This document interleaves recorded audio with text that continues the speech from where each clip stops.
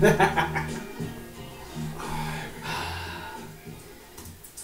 da da da da da da. Welcome YouTube Hello. to the Triple Threat Club podcast. There's not a lot of point in looking The at that morning screen, 'cause of there's it. such a delay on it right now. There is. It'll It's a confuse massive you. delay. It is. I'm already Piece of shit. a bit weirded out by it. So this is the morning edition. We've moved to daytime telly. Oh dear. That's exactly where we belong, isn't it? We haven't got some like paternity test or something have we like proper Well, daytime. I'll spiral. The answer's you. Spiral Every, right. he did it every time. So Yeah, you did. You tempted to do the intro last time, didn't you? Yeah, Adam doesn't do intros anymore. You need to do one. I don't like it. I'll do the last one, which could easily be this one. No, well, unless we I'm sneak an squeezing. extra I'm two squeezing in. some in. I might squeeze one. It'd be in. good if we could sneak two more in, Oh, Tim's so, gonna. so that the SummerSlam preview is number 50. That would be good. That would be good. Tim can leave us the keys anyway to the castle. There's not going to be To anything the here. throne. but Oh, you can come here and just pretend that you're doing it. and there'll We're be not like selling that, are there'll you? be like a load of Isn't it? like Polish gypsies living in here when we rock up to do the podcast. So that'll be good. Polish gypsies? Or I don't know. Why not? I tried to think of two people that might move in and just make Stick I them put them together. Yeah. Sorry everyone. Sorry, Polish people and gypsies. We love you all. Are you allowed to say gypsy anymore? Or they have to be called travellers now? Then the Inuits, aren't they? If a bunch of Inuits move in, I don't think they give a fuck what you call them. African Inuits. They're just after your scrap metal. this is true. It's not nice to them. Oh, Jesus. Should we start a podcast? You can do Yeah. the intro. Do I have to do it? Yeah. Okay. Oh, never mind. It's on twice. Why is it on twice up there? Is it like because one of them's There's YouTube in the background. I've just moved the screens around. so one of it's them's always like that. behind the other one as well, isn't it? So Yeah. one of them's on a delay, and then the other one's on another This is like some really tricky video. Yeah. You're living in the past, YouTube. Living in the past. Let's try it again. Welcome to the Triple Threat Club podcast. That's Jake. It's Adam. Doing the intro. That was Tim. All over it. Well done, Tim. Dealt with. Easy. It's so difficult to do intros these days. Adam won't even ever do it. I just don't feel like that's my thing anymore. You're Should the do it. outro. Yeah, I like doing the outros. The I like. outro kid. I feel like I like that. The outro kid. Yeah, because I feel like I'm better at finishing things off than getting that party started. Yeah, Tim I is the don't know. most. You're the liveliest one at the start. But then I'm Me and like Adam the- have to that's ease. straight Me and Adam to have to the ease into it, Yeah. and then we get Yeah. going. But then I'm the boring one who switches the lights on, says, brings the bell, last orders, right, that's it now, come on. You two sometimes, just want to carry it on that little bit longer, one more, no, come on, it's time to go, the taxi's outside, you've already drank too much, I'm locking up. you've ruined it. You've ruined it for everyone. He's already got a waitress in his car boot with the dolphin. It's an obscure reference. Listen, That's only for. this is Hardcore Triple episode 2, that was. That's an episode. Hardcore Triple Threat Club listeners, and also people who just know you privately, I imagine. They'll be like, that's him, they've got him there, that's spot on. They're also hardcore as well. I'm waking up already. We haven't got beers because we're doing this actually early for once. So we've got morning drinks. You missed out on Morning drinks. breakfast and he paid. And we met, Whoa! I didn't know you was paying. and we met David Beckham. He was there and The Rock. I've gone too far. What haven't I? an odd bunch to find in Morrison's Cafe at 9 o'clock on a Wednesday. Kids go free, it's attractive. Let's do a podcast. Yes. Should we talk about Battleground? Yes. I've put in the description of the YouTube, was this the best WWE pay-per-view ever? You fucking troll. Good one. That's a good one. What? But right, so I listened to one of the other podcast review shows. I think I listened to it yesterday actually. And one of the people on it, one of the two people who present this wrestling podcast. Did he say yeah? Yeah. I know. Yeah. You know what else did they say a lot is? Anyways, when they realise they're talking absolute shit about nothing, anyways, and they try and bring it back. What he said was that he enjoyed, he said, granted it wasn't very good, he agreed mostly with that, but he said he enjoyed it more than Great Balls of Fire. Just going to victory sip on that one. What? That's mental. Great Balls of Fire had great matches, great conclusions. Mostly right results. Yeah. Universally well liked by all of us and Critically everybody. acclaimed. Good one, yeah. But he said even though Battleground was a trash pay-per-view, fair comment, he said he enjoyed it more than Great Balls of Fire. Wow. I want to know what the perspective is there. Like, if he thinks that Battleground was trash, do you remember what he said about He basically Great said he Balls was. of Fire? I can't remember what he said about that one, but the reason why I was liking this one was he said he was still very entertained by it. So even though there was like wrong things, and he listed pretty much the things that are wrong with it that we'll talk about and go into great detail on, but he said he enjoyed it all. It's entertaining. I fell asleep. I wasn't We entertained. can't go off that. You might fall asleep halfway through this. But yeah, and I thought, I'm going to agree here. He said, well, what was that all about? I really enjoyed it, but it was weird. It was weird. That is weird. There were enjoyable elements to this, but to compare it, Very few though.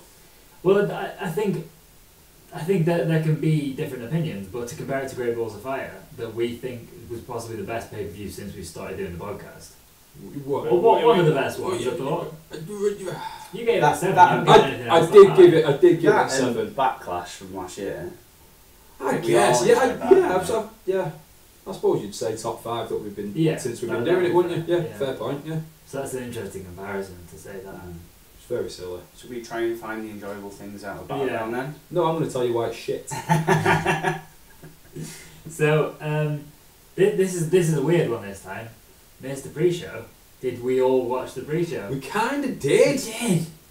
We all watched it together. We actually watched this one all together. So this time for this one, it'll be slightly different because we all kind of know what each of us thought because we were all there. Sometimes we'll sit there and I'll say that was the worst thing ever, and Tim will go, I really liked it. He'll wait for us to finish and then he'll drop something on, or the other way around. But we're all going to be in a bit of an agreement, I think, with this one, aren't we? Probably on the most part. Yeah, I think we are singing. Pre-show. What happened on the pre-show? Hayden English and Ty Dillinger. He won as well. English won, and we didn't think he would. Yeah. I don't think anyone did. It sort of made sense once it got there though, because the way that are you waving at? Have you got fans watching? Yeah. Oh god. Yeah, follow us on Triple Threat Club podcast Instagram and 3 Threat Club on Twitter as well. Do all that, thank you. Anyways, rambling. It distracted me. no, we did. I think it makes sense with Aiden English, as much as it was shit when he appeared on the Fashion Files thing. It made sense that they've kind of given him a little bit more of a TV presence for him to go and get a victory on a pay-per-view. Yeah, because he's got, like, I do like Ty Dillinger, but he's got no character at the moment. They don't know what he's doing with him. But with Aiden English, they're trying to do something with him, aren't they? They're trying to give him some airtime. They're letting him do little bits with people. So, yeah, it kind of does make sense that he won one. And we really liked his pants. Yeah, his pants. Apparently there was some sort of painting. Yeah, it was like that Good Morning or something from the pack or whatever, Sunny Day or whatever it's called. Yeah. It's a very famous painting. They must have took a lot. They must took a lot of effort to make them. A lot of money as well. Maybe. And does it's a $1 billion English company though. I feel like. I was going to say, does Aiden English pay for that, or does WWE pay for that? Surely they did sort his pants out. I don't know. You reckon he had to buy his own pants? Because you hear stories about wrestlers like getting their own stuff and getting their friends to stitch and things and this, that, and the other and make this up. Back in the day, maybe. Consider this fact as well. I know this isn't costume strictly, but Bailey gets the blow up things rented at every city they go to. Really? They don't belong to the WWE. Shut up. Bailey said that herself. Don't believe it. Podcast. Bailey's talking shit. That's what she said.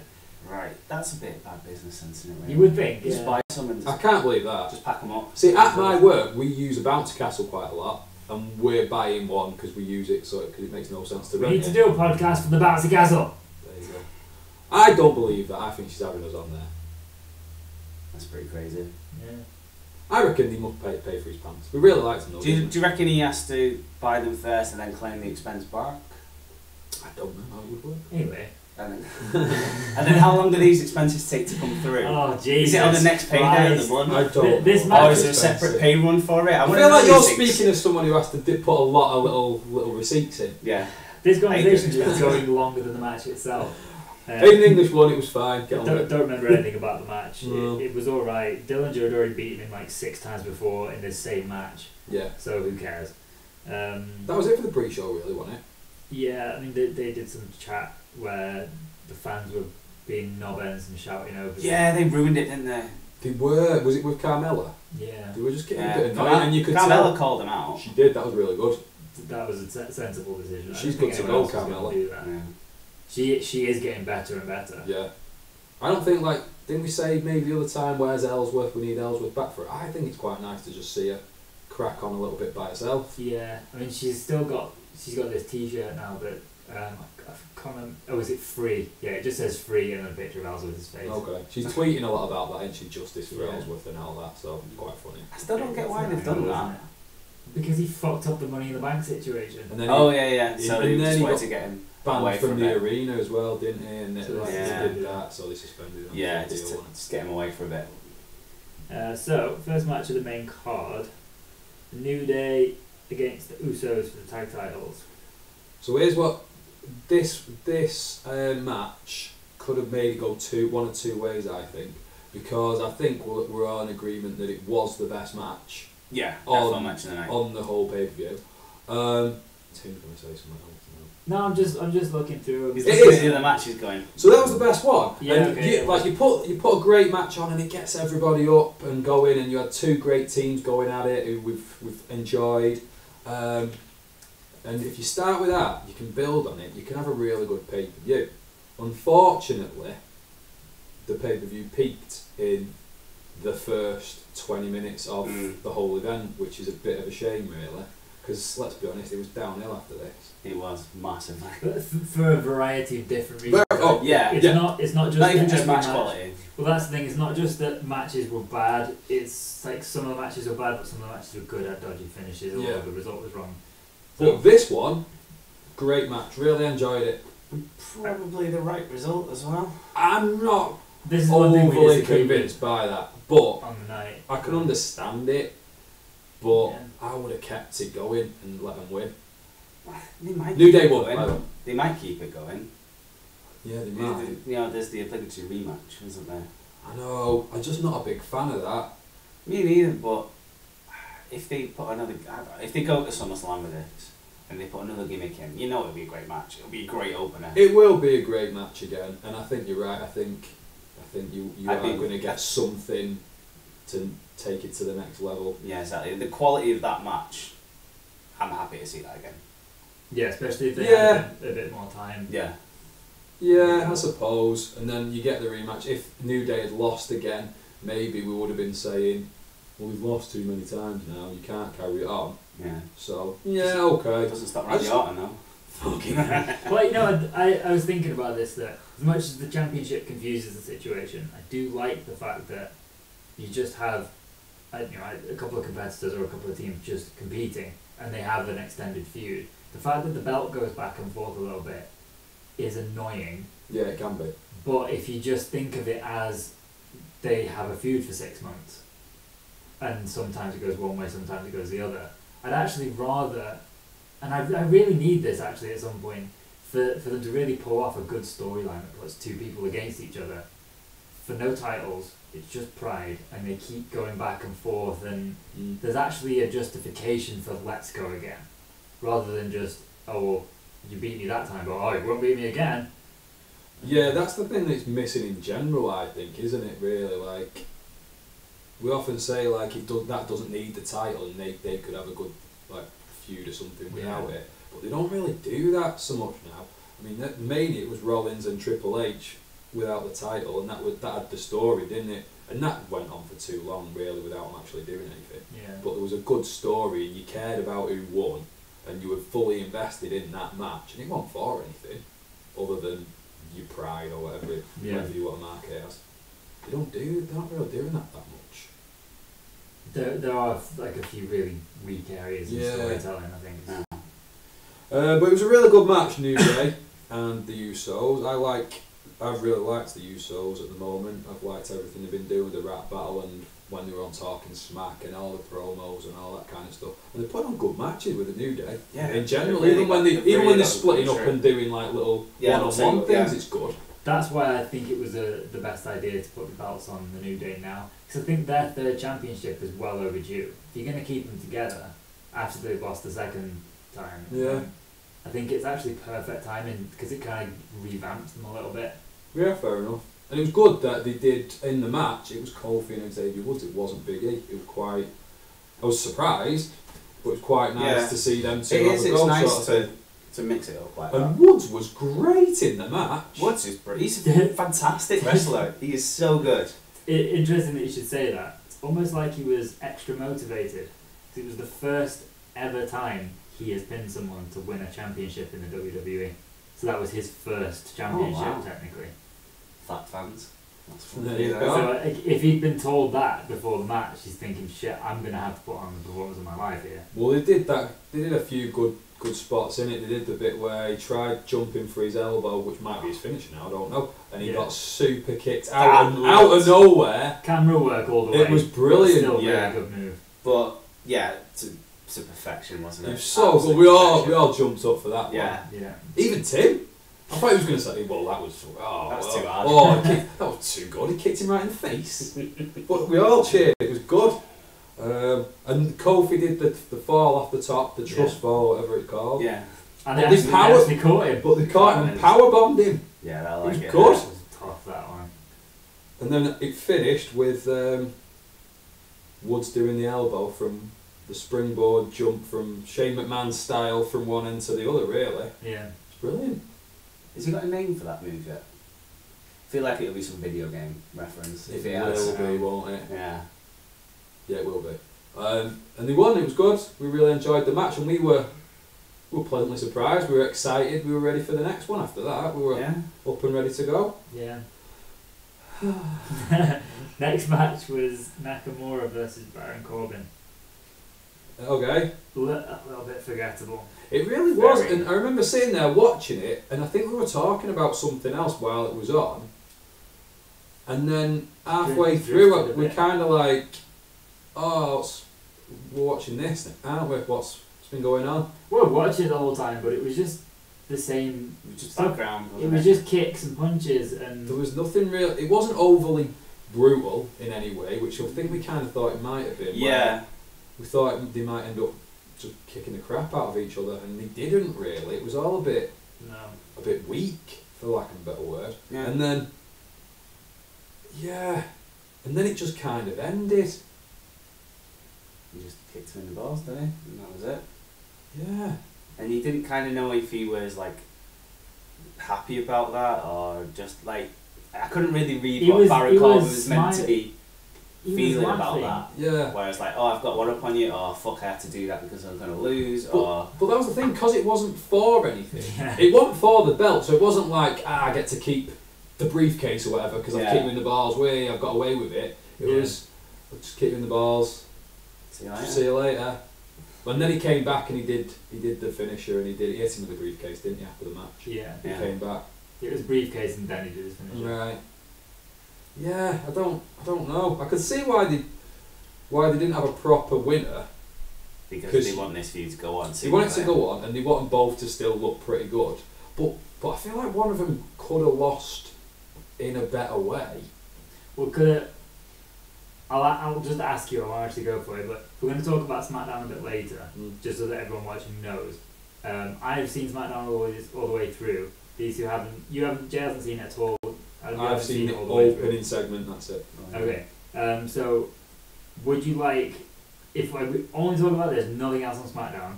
Corbin, Shinsuke Nakamura stuff. Yeah, do you want me to tell you what happens? And I'll tell you why I want you to tell me, because I wouldn't say that as a spoiler, because I'm not that arsed. Okay, so... that's my opinion, what do you think? I hope you tell me that they're both in different feuds now.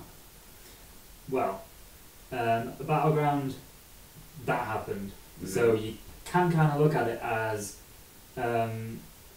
you make Nakamura sort of look strong because he doesn't lose the match, and the only way that Corbin can actually put him down is by cheating, which makes the briefcase look like a potential thing. He doesn't lose the match, but he kind of wins by cheating, sort of. So then at some point you need to get Nakamura over. So Nakamura beats Corbin clean on SmackDown. Oh, okay. What was the point? Why couldn't they just do that on the pay-per-view? Just what I said. Because then Corbin would lose. You can't have the briefcase lose. I think you can. You can though, because the briefcase is the briefcase. You got Yeah, lost, but still like this. So Right, but you have both. So on the pay-per-view, you've got Corbin cheating to get ahead. Is he getting ahead though? Because and I say it's not for it. He put him down. Yeah, he didn't win the match, but he Yeah. put him down. So you kind of think if he at some point comes in and kicks him in the balls and then cashes in, yeah, then he's got the advantage. But then you have to put Nakamura back. he just over. lost clean. Yeah, on SmackDown. So Oh, you have to put no, I don't Nakamura like back that. over now. So that's what. Why didn't they do Nakamura goes nuts? He did. Gets disqualified. Corbin wins, but then you've Because- completely done it the dynamic the other way. Because what Jay wanted, Yeah, that would continue the feud. but you are going to continue the feud. No, they're not. Good. More to come. Good. I think they are, even though I haven't seen it. Of course they are. To know stuff. I know you don't. You may be right, but we'll talk about Oh. we'll talk about that later. So next up was the atrocious bag of shite piece of arsehole fatal 5-way elimination match to determine the number one contender for the WWE SmackDown's Women's Championship at SummerSlam. Natalia, Becky Lynch, Charlotte, Lana, Tamina. Rolls off the tongue, doesn't it? Well done. I don't think it was as bad as what you said. I didn't enjoy it in any way. It was an elimination match, and there were 4 eliminations in about a minute. I know. Yeah. I like it when they do that sometimes, when you get a quick one and then you get another quick one, but then not another quick one. Yeah. And not arguably one of the people who I wanted to win it as well, who I thought should have won it. I thought at the very, very least, by the time it gets to the point where you've had 3 eliminations and you're thinking, shit, like they were just throwaways, they're not giving them enough time to have a good match. Then you have the final 2. And they do have a bit of They get Yeah. 7-8 minutes at least. yeah, A bit of a showcase. it was a shame really because no, it wasn't a shame. It wasn't. It didn't have the best two people. It didn't have the champ in it, and it didn't have the briefcase winner anything to do with it either. Yeah. And we've said before, like, there's no reason why Carmella can't be in these matches Not just at because all. she's got the briefcase. Not at all. I think they're missing a trick, letting her be the number one contender for SummerSlam and holding the briefcase. Yeah, So I think that'd she should. I think that's what should have happened. Yeah. She should go to SummerSlam, lose, And it's cash in, and have another go. Yeah. Or That'd not, be a really like, interesting angle. just I'd like, do she that. could just win at Battleground and then lose at SummerSlam, and then just be like, I'll get you next time. Because then like there's always, is she going to? Because she's always on the screen. There's possibilities and Yeah. there's intrigue and something that we've not seen before. As it is, it looks like she's just never going to have a match ever until she cashes in. Yeah. So So I think going in Raw quite a lot. I've said the name of it. They liked this match. really? You liked it. what was there to like? I don't know. It wasn't a good match. Lana looked bad, I thought. She was just doing random kicks at people. They Screaming a bit. Screaming a bit. And I like Lana, and I like the idea of her being the character of it all. I don't mind her screaming, I suppose. But she just looked like the other one in it. Where the other 4 could have maybe held something together. She looked like the tagged on one who's brand new. She's trying her best, but it just looks a bit. This of looks a like mess, really. a Divas match. Yeah. It looks a far, far way away from this women's revolution. She's very green, but I think like Adam said, I like the character where she almost knows that she's not that good, but she's still got all the confidence to go after people. Like she'll voluntarily. This is another thing that happened on SmackDown. Not really very relevant.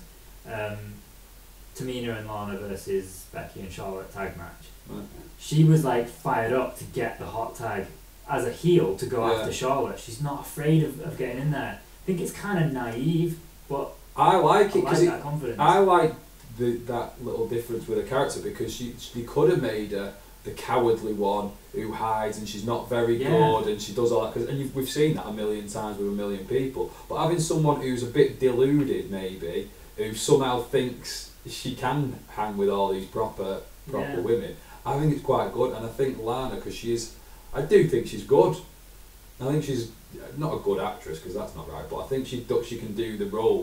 Whichever role she gets given, she can do it. She knows pro wrestling. She does, and I think giving her something like that to do, I reckon she'll be pretty good at it. But she's not good in the ring, and she doesn't add to a match like this. No. And then I would have liked Tamina to be booked a bit stronger and do some she was the first Tamina one smash or something, and she was the first one out.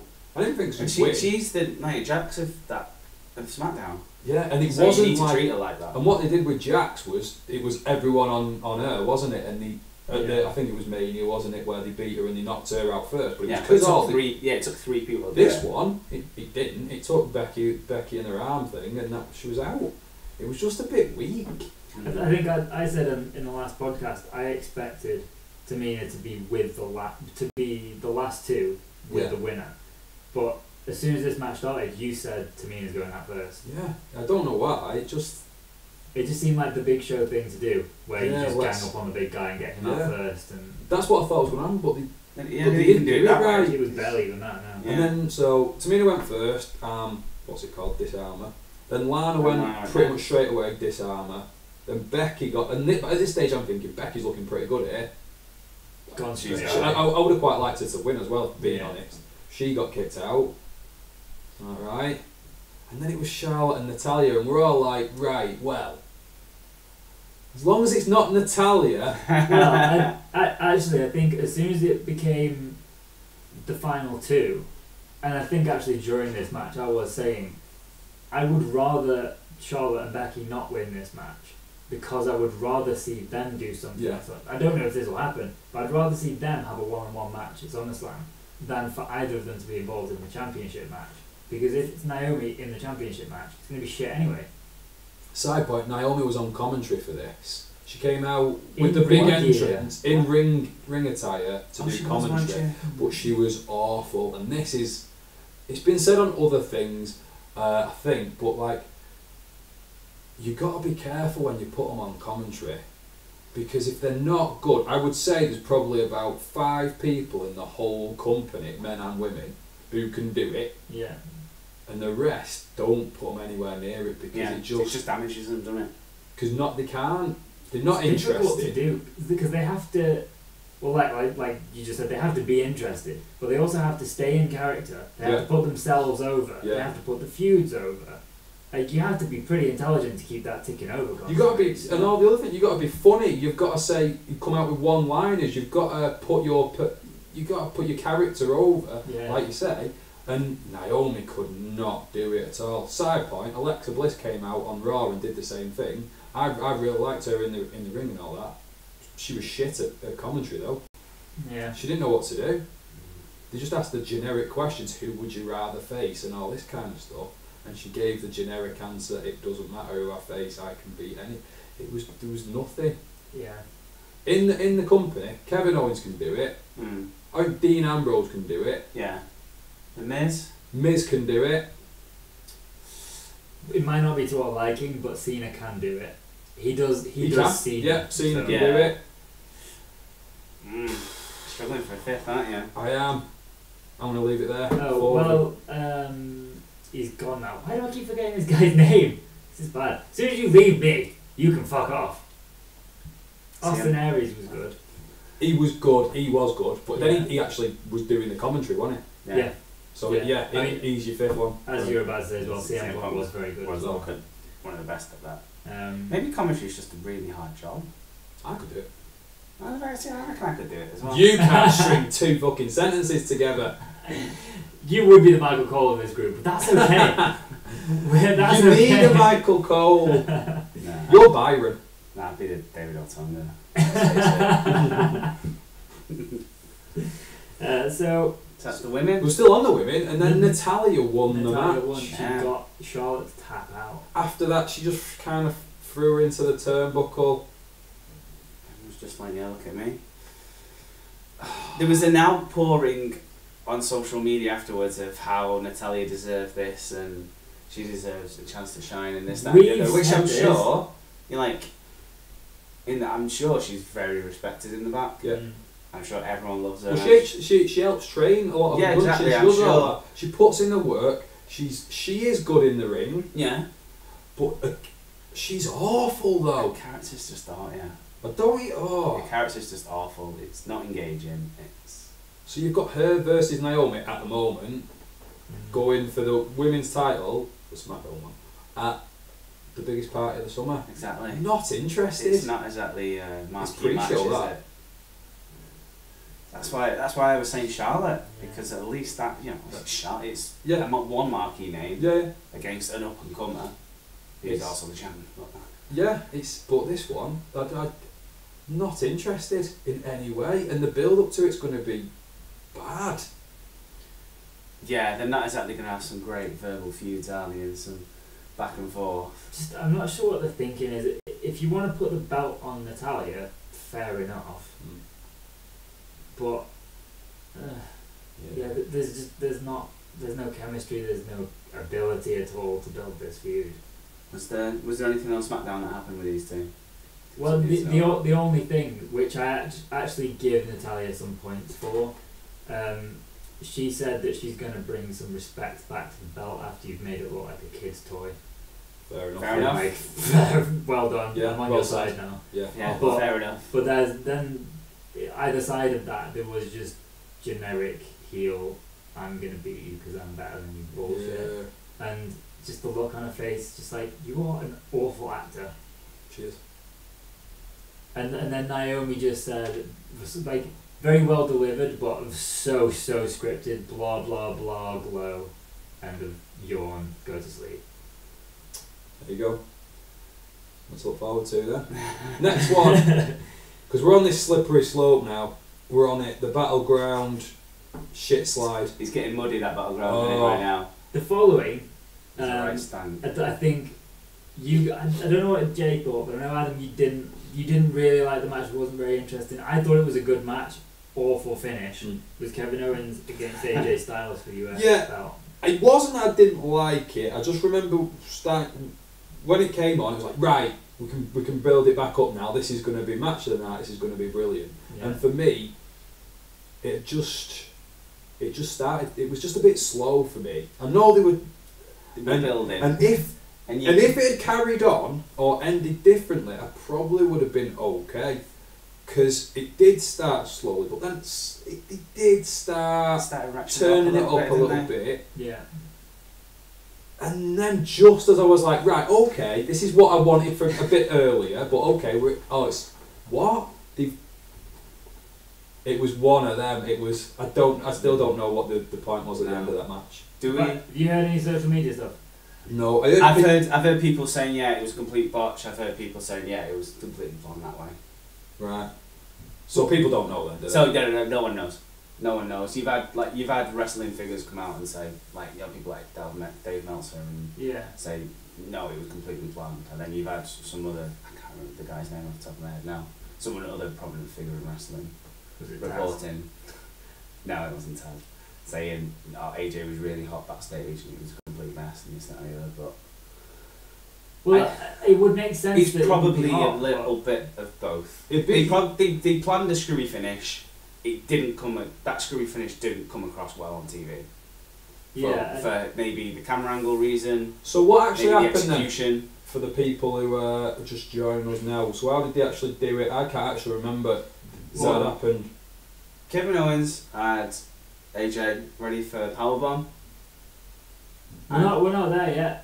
That wasn't the powerbomb. No. First he had AJ on his shoulders like an F5 kind of Samoan drop kind of position and threw AJ at the ref. That was good. Yeah, that was the best ref I've seen in years. I've not seen that. Oh, just before we get to all that, I really liked the weird arm drag flippy thing that they did at the start. Yeah, that was really good. We all cheered. Way, It's almost like Yeah, I can barely even describe it. It's Weird. like if AJ runs towards Kevin Owens and Owens were to arm drag him, but instead AJ kind of just spun all the way around him and did it to him instead. I like it. It was really good. Can I try it on you later? Yes. Yeah, cool.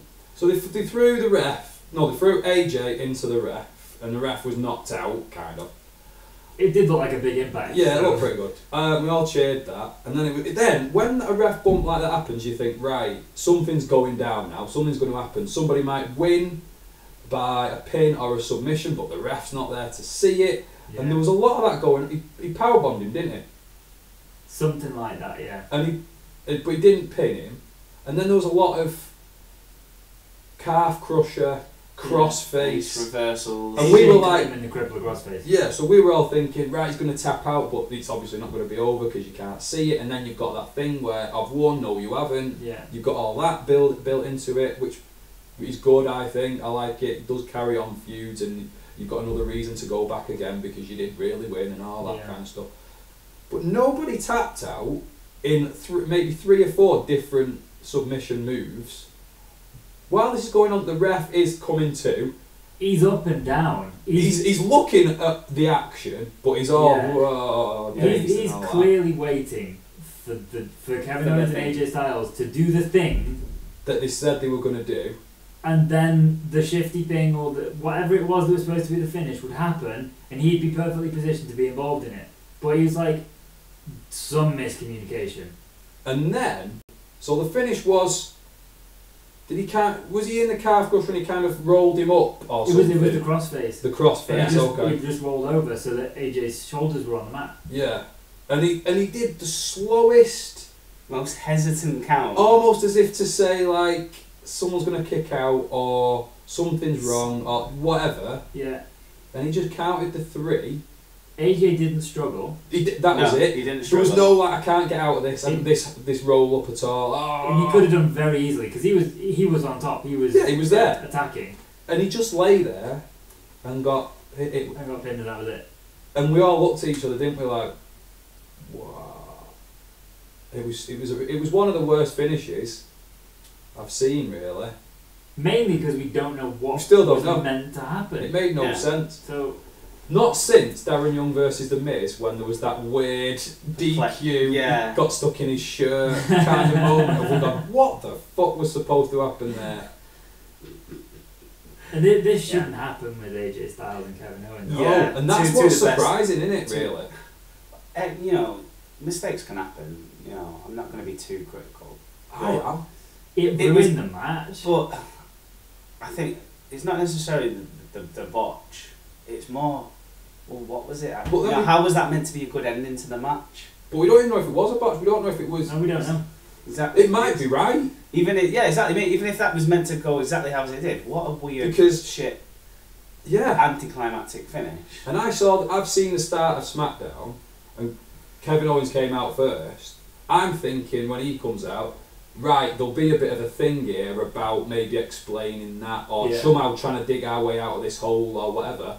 No reference to it at all. Nothing to do with the match or how he won or anything. It was just, I've got the belt now. Just forget about that. I won the belt, that's matters. Yeah. Should we explain what happened on SmackDown? Yep. Let's put right. So I came in and I've only seen the start of SmackDown. And I said I cheered. Now, you have said that there was not many things that would make me cheer. So a little game now. It's called What Made Adam Cheer. Okay. This is going to catch on. You get 3 guesses. I'll give you 3 because you're right. I fucking hate a lot of this shit at the moment. So something made me cheer at the start of SmackDown. Okay, so it's obviously something to do with AJ and Kevin Owens. Not necessarily. Sorry everyone, dead air. You got 3 guesses. I've had since the start of the show to think about this. Because I was thinking other things, but then you've gone into this. Well, what were you thinking? Does it involve? It was in this segment. It's in this segment. So it involves them 2 at least. All right. So Kevin Owens comes out. Does he do an open challenge? He does mention the Open Challenge. He tempts it and then goes. And says, "I'll do it next week." Yeah, because I'm not doing it in front of you lot. Okay. So the Open Challenge is returning. Alright, so someone's going to come out. I love it when people come out. Yes, it's Jericho. It's Chris Jericho! Yes! Yes! I cheered. It was Got good. it in 2. It was good. I cheered. He did all the old catchphrases and I felt like wrestling was good again. Just like that. I didn't think he'd be back this soon. Put him on the list. Put AJ on the list. So did you watch as far as Daniel Bryan coming out? Shane McMahon came out. Sorry, Shane McMahon. Sorry, man. I saw all that, yeah. And I know, I watched it to the ad break. Okay, so now shall I tell you the conclusion? Yes, please. Are you ready for this? Yes. Go on. So Shane came out and booked a triple threat match For that night. For that night for the US title. I thought he was going to do it for SummerSlam, but he did it for the night. Here's your winner. And the new US champion, AJ Styles. Seriously? Wow, okay. Vindicated! Told ya! I told you to do this! Madison Square Garden, fuck you all. I can't. Awful. That's awful. Argue. Who did he pin? Did he pin Jericho? Yeah. Awful. Thing is though, it was such a good match that I hope they go triple threat again at SummerSlam. I almost wish they hadn't done the match. It was that good. But now I want to see it again, and now they're gonna say, okay, now everyone's prepared for the match. It's not gonna be a spontaneous thing. It's gonna happen a few weeks in advance. Get ready for it. It could be great. Why haven't they just done that match at SummerSlam? I don't know. I'm excited though. I'm excited now. I don't know if that's. I don't know what's gonna happen with SummerSlam now. I don't know why they. Why have they done that? Was it? Do we think it was a one-shot deal with Jericho? Do you think this was just I've got a little gap in my tour? Let's do something. I've got a date to kill. I think I'll be back at SummerSlam. And it would make money sense for the company and for Jericho for him to come back now, do SummerSlam, go away again. Yeah. Yeah, exactly. You can fit a Sunday night in a month, can't you? Why give away a pay-per-view match? So they gave away the title match on the live show that should have been on SmackDown. Fucked that up, obviously now. Thank you. And now they've fucked up what would have been the next step, which would have been the pay-per-view match, by giving it away on just SmackDown with no build-up or anything. Rematch clause, Kevin Owens versus AJ Styles, next week, United States Championship. Fucking hell, we're going all out on this, aren't we? Serious? This is awful! That's at the end of the triple threat match, Owens got a microphone as AJ was walking up the ramp and basically said word for word everything that AJ said at the beginning of the show, where AJ said, I want my my one-on-one rematch for the world title. So Owens said the same thing, like, this isn't fair, I'm angry. Yeah. I want a rematch. Oh, well, at least they've sapped my enthusiasm just like that. That was really because just for a second I was liking it again. I'm glad they've done that. I'm quite excited about this. I'm going to be. I don't think it's bad. Like I said. But why be excited when something to watch on SmackDown? You know it's going to be a decent main event, as long as they don't do a screwy finish next week. But they fucked the story again. It is going to be a good match. Well done. They're always going to have good matches. They're good wrestlers, but there's no fucking story, build up, or anything. It's awful. Who's writing this shit? Oh, so frustrating. Did get big pops throughout the night, every single moment of this. So, I mean, just Owens and AJ coming out first of all. Jericho got a massive reaction. Big reaction. The announcement of the match, big reaction. Yeah. Jericho nearly winning it, to the point where I really thought he was going to several times, and then AJ winning it. The fans were well into it. Well, they're there, aren't they? They're the lucky 15,000 that are there for Jericho's comeback. It is a great match with three of the best wrestlers in the world. Good, yeah. Well done. Of course, you're all going to pop, but then they'll go home and be like, "Oh, is it happening again next week?" Fuck. There might be some swerve here because there was a different thing that we'll talk about, but someone else kind of just demanded a match, and Daniel Bryan came out and said, "You don't make matches." So maybe they'll go that angle next week with this and say you're not just having a rematch straight away. maybe you can have it at SummerSlam if you earn it. And I don't know, maybe they then have Jericho versus Kevin Owens. And it will go too formulaic if they do this, but wouldn't be surprised if they have a match and it kind of gets thrown out, becomes a triple threat for SummerSlam. So the match we've just done. That's the problem. This is the problem. Save things. I would be very happy to see it again, and if they get more time, they maybe get a stipulation just to mix it up a little bit. Yeah. I don't know. Interesting. No, I'm quite. It's not the end of the world. Quite interested about this now. Jericho is the perfect person. I think we probably said if they're going to continue this, it needs to become a triple threat. It needs to be a different element in there. And it is a good element because they've all got history. Yeah. So I wouldn't have guessed Jericho last week, but he would have been the best one to put in there. Yeah. So.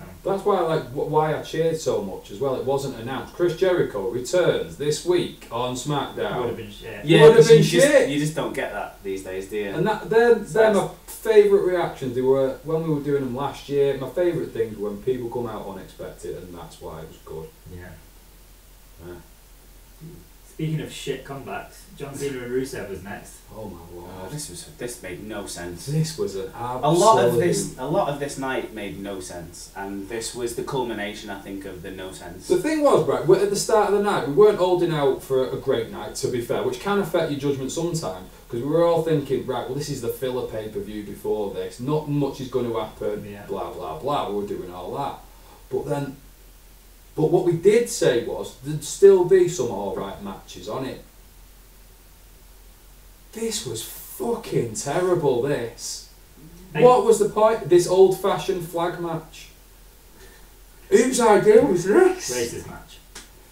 It's the most backwards 1990s Sergeant Slaughter versus Hulk Hogan for the Iraq War that I've seen. I don't know why we're doing this. We did it at Mania when he came out on a tank. We did it. It was better than they've done this. that and they've done it better already. So, and not. I have no idea what the point of this was. It's just to kill time. They could have done it. Because he came back on 4th of July. They could have had this match at the end of the night on the 4th of July as a little America thing that people might have enjoyed. But listening to people, even most of America fucking hated this. They did. And they love USA. They chant it all the time. But they didn't in the match, did they? No. They didn't. There wasn't much USA chanting in the match because they were like, what is this? So many illogical things happening in this match. Like the way you guys give me shit, and like when something slightly unrealistic happens and I don't like it, you say, no, wrestling's not real. Yeah. I get those moments, but just pick up the fucking pole thing that you put the pole in, the stand, and lob it in the crowd. At one point he did pick it up. Yeah, just get rid of it. Kick it away. And he just went, that's where that goes. That goes there for the flag in a minute. When John Cena was hiding behind the steps. When we saw him he was crawling, and Rusev walked back, so you didn't, but you saw him crawling, and then his little head was poking out. When you've got on one show, you've got the camera work that absolutely nails the Xavier Woods move. You then get the same camera work, quite possibly the same cameraman, picking up Cena, takes a huge bump, but then like just fucking crawls around like some creepy exorcist shit. What was Cena expecting was like, in kayfabe kind of thought, was he thinking that Rusev was thinking, oh, John Cena's gone home. Yeah, he's giving up here. Oh shit, he was there. Behind the step, just as I was about to put that little scoundrel. Oh. It was just so, like, we all suspend our disbelief a little bit and we all let things slide. But there was nothing you could let slide in this match. And part of it's like, you've got to want to suspend your disbelief a lot of the time. Yeah. And that's why when we like have a difference of opinion on things that you let go and that made no sense. I think that's all it is. It's just that maybe one of us wanted it to be good more than the others, little things like that. But I think universal, we all sat there like, this is awful. We don't want this. And it was just a bad match. It was badly done in every way. There's nothing good about it. Like, The way, you know on the 2K games where you're crawling for the hot tag, or you're climbing up a cage and it's like painfully slow. It's just like inexplicably slow. There's no need for it. And the way that John Cena was doing that up the ramp when he'd barely been hit. Yeah. I mean, I don't mind it. Like, I think we've said it before in ladder matches. Like they go too slow up the ladder. But that is one of those things where we know you've got to do that. Yeah, you have to do it in a cage, in the ladder. I will always suspend it a little bit because I know you've got to do that to build up the tension or to let the other guy get in position or whatever. Yeah. But when it's climbing like 5 little steps to a little podium that was about waist high, you and don't even have to climb it. and they're just like huffing and puffing going up there. It was so comically bad, wasn't it? This is not a match you show to a non-wrestling fan. No. A non-wrestling fan sees that and ridicules you. Yeah, they do. They just laugh you out of the building for that. Yeah. And it's two big name people as well, and it's 2 comebacks for people who you think do something good with them now, take them on this next feud. I cheered when John Cena. I didn't cheer. I was like, oh, it's nice when it's John when he's coming back. I was fine with him coming back. I'm over the Cena sucks and all that bullshit. This has just made me just go. Well, with a quick reference to SmackDown again, do you want me to tell you why this happened? I saw a picture and it's what you said, wasn't it? So we don't talk about the main event of tonight yet and give that away. But we can say on SmackDown, like I said, this looks like typical Vince USA bullshit where we're going to make Cena the American Superman because obviously then everyone will love him and everyone will want him to be champion again. So he's going to come out to the ring with the WWE champion and say, you're mine. I'm facing you at SummerSlam. Because I'm John Cena and I just booked the like literally that. He's just like, SummerSlam, you can't see me, so that title's mine, bitch. Fuck you, walked out. I barely said anything. Then Daniel Bryan came out and said, you don't make the matches. Oh, did it? So next week, we're going to have Shinsuke Nakamura versus losing to John Cena. Thanks to Baron Corbin. Probably. Yeah. That's what I mean. That's how that will carry on. Fucking bullshit. It's all just so predictable. And we're going to have John Cena versus, we'll get to it, for the WWE Championship. Because Vince is doing Captain America again. It's this. So we got John Cena Shinsuke next week. Yeah. That should be a good match. For the first time ever since the last time. Yeah, and it's just on SmackDown. Yeah, it feels like... Just for John Cena to get over. It's not in a good way. I feel like you need to keep them 2 away for a while. They've already faced each other. When? A special house they did show thing. House shows don't count if we prove nothing else. That just means resets. But they advertised it so heavily all over social media, and now they're still saying it's the first time these guys will ever face each other. I feel like you need to save that a little bit. They're really going all out, aren't they, SmackDown at the moment? You know, they're giving away matches. And they're giving away... Cena Shinsuke is a... Yeah, it is. I think you could argue that's a SummerSlam match. Yeah. You would think, and the way that... I don't know what you guys think, but I think most of social media thinks there might be some difference of opinion about which is better, Raw or SmackDown. I think largely SmackDown has edged it. I don't know about ratings, but I feel like SmackDown's been slightly better than Raw. Well, somebody had a little bit of a Twitter argument, didn't they? About which is better, SmackDown or Raw. Tim! Yeah. It was too late for me. It was after Battleground, wasn't it? Who are you arguing with? Just some no-oper on Twitter. What, Taz? No, not this time. Taz has given up. He knows he can't win. Didn't someone just say, like, Raw's a better show, and then, because we've unofficially decided that SmackDown's a better show, but then I think you made a good point that maybe Raw has had the better pay-per-views, but the show as a whole is dead. And it was too late. I could have joined in, but I thought it's too late. So I just watched that shit for 4 hours. But I agree with that. I think the Raw pay-per-views are better, and they have put on a better show. But the show, I'm not just going to blame 3 hours because it's easy to do that. But I think that's the difference. But I think just in general, I think having the 3 hours means they should be building up storylines better because they've got more time to do it. Yeah. But they're not. No. And I don't think the Raw show is as good as the SmackDown show in general. Gets diluted by the time, I think. Yeah, exactly. Whereas SmackDown just kind of they have to get to the point. Yeah. They just have to get to it because they haven't got the time to dilly dally around. But saying that, like, I'm not best pleased with the fact that they're giving away stuff for free and just throwing it out there now and rushing things. Yeah, don't like that. Okay. I can only just hope for a twist here. So, I'd rather see Cena do the 17th at WrestleMania than at SummerSlam, and especially against that. Against either Randy or Jinder. Yeah. It's like, No. why either? Pointless. Oh, don't tell me Randy's getting another rematch. Nah, he ain't. Tell us what I've got to move on. Next match. Yeah, Sami Zayn versus. Do we have to talk about this? Mike Kanellis. Mike Kanellis. Mike Kanellis won, didn't he? No, Remember Sami that? Zayn won. Sami Zayn won. Yeah, we all Oh, thought. that was the SmackDown match, wasn't it? Yeah. We thought Mike Kanellis. That's how memorable it was. This was just a filler match, wasn't it? Yeah. We thought Mike Kanellis would win because he's new and he's already like trying to prance around with this love gimmick thing, which I think has got It's very already limited. floundering already. Yeah. As good as the theme music is. Yeah, and as good as Maria is I Yeah. think Maria's great. I think she's really good. He's lost already to Sami Zayn, who can't usually buy a win.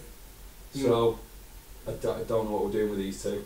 It's a shit gimmick. How Sami Zayn has not been given a bit of a title run with the IC or the US title. Yeah. And he's been crazy. He's been on the main roster for a while now, and he's nowhere near it. He's further away now than he ever was. I think, Tim, what you were saying before about like AJ and Kevin Owens needed that third person, and you're glad it was Jericho. You could have put Sami Zayn in that position. I was actually just going to say, I think the reason that Sami Zayn hasn't been given that opportunity is because he's always been on the same show as Kevin Owens. I agree. And they've got too much history, but that imbalances that triple threat because he doesn't have that much history with AJ.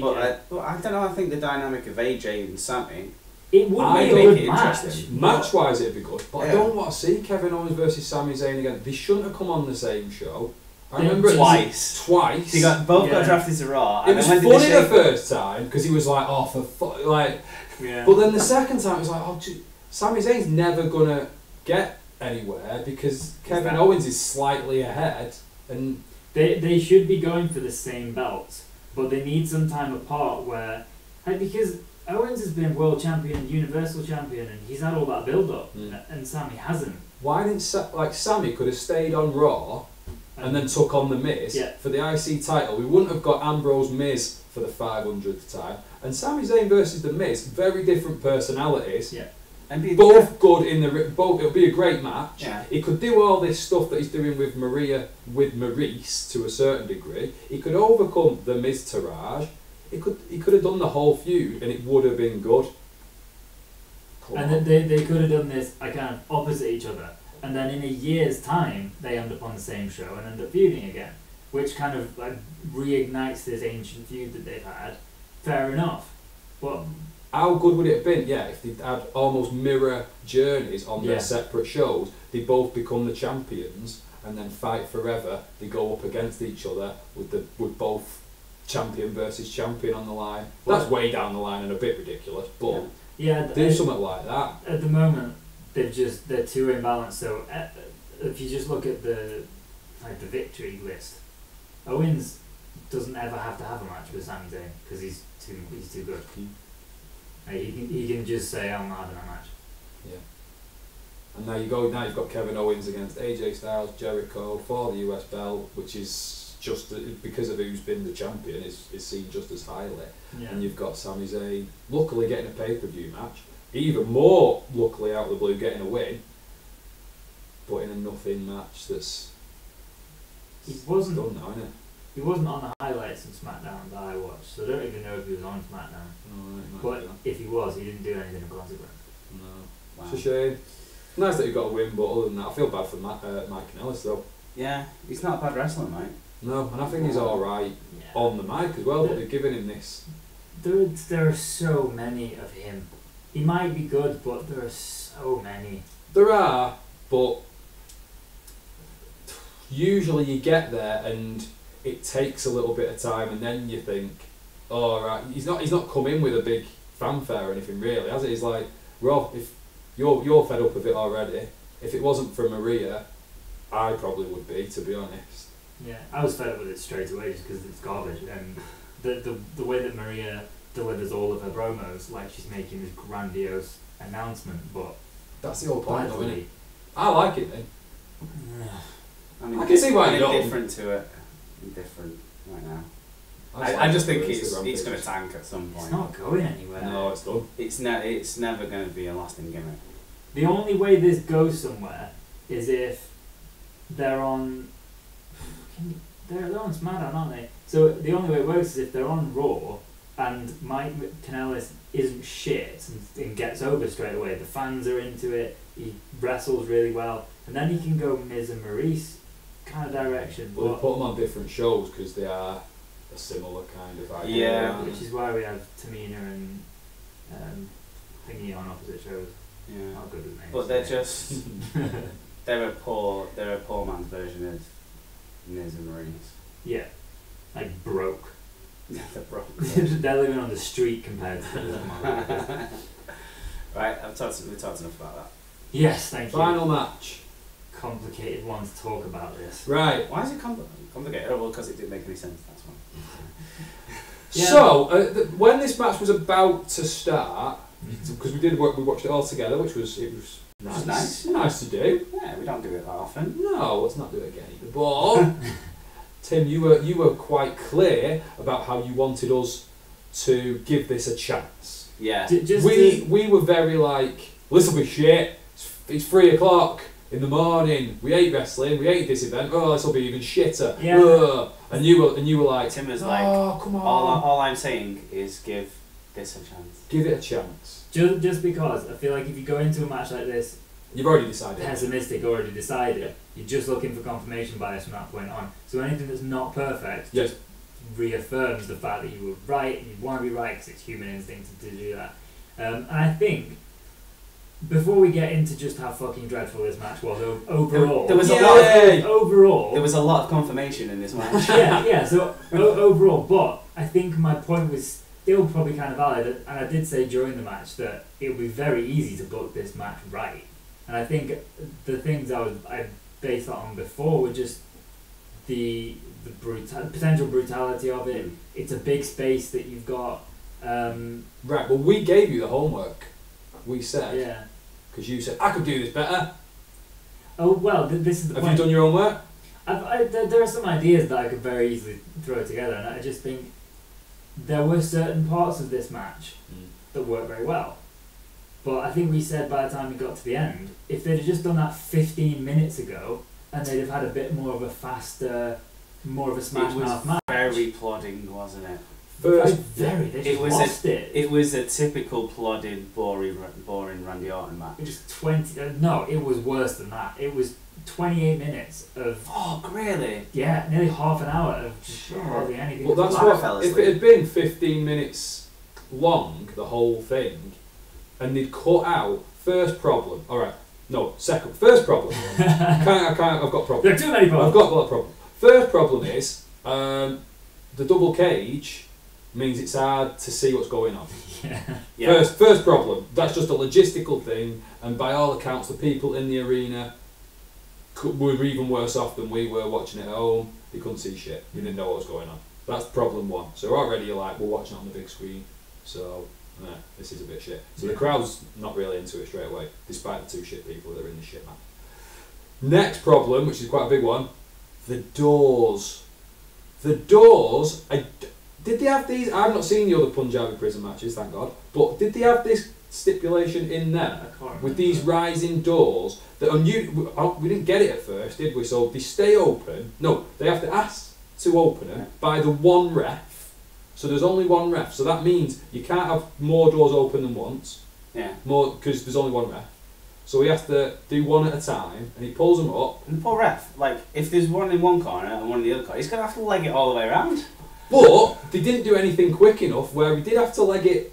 He just was like, yeah, okay, next one. He only had to go like round one corner that was the fastest and the furthest he had to travel. And from what they said on SmackDown, where they had 4 referees. Yeah, they had them all just go. The way I was picturing it was, like those video games where you have to like press a button and then run to the thing that the thing is open. I was a bit Indiana Jonesy where you've got to get under it just in time and it's going up and down. So I was thinking, as soon as one person says open the doors, all doors open, and then the 60 seconds we said this was far too long as well. 10 seconds. It's just open the doors and then you have to escape. So if all 4 doors open, the other guy who might be down a bit injured, but he could also maybe just sneak out at the same time, and then we've eliminated the first cage. But also, the second cage is, 2 feet tall? Why didn't they just walk over the fucking thing? Well, that was the thing, wasn't it? Like, because there was a lot of, like you say, that, like we did with the steps and the Rusev match, and just lying there, the door's open, and people just lying around, it's open for 60 seconds, and they're just like... And they went out over the second rope, and then kind of slowly and struggled to get just go onto the bottom rope and you're outside, like straight away. It was if they were going out of a door of the normal cage where it's a proper door and you have to go through the ropes and open up. This one, like you say, they could have just gone underneath. And obviously, because there was 4 doors, it was always going to take till the last door. Yeah. So you've got to go through the rigmarole of 3 doors go up, they all come back down again, and everyone's like, for fuck's sake. And it's not like they tried to incorporate different moves or different methods of attempting to get out. It was the same thing every single time. Same shit, slow crawling all the way through. It was, but yeah. And I don't know why there weren't more attempts to climb over the first cage. Well, that was the thing. That's what we was going to get to. Like, so Jinder got out through the 4th door in the end, and everyone's like, "Oh my god, he's got out!"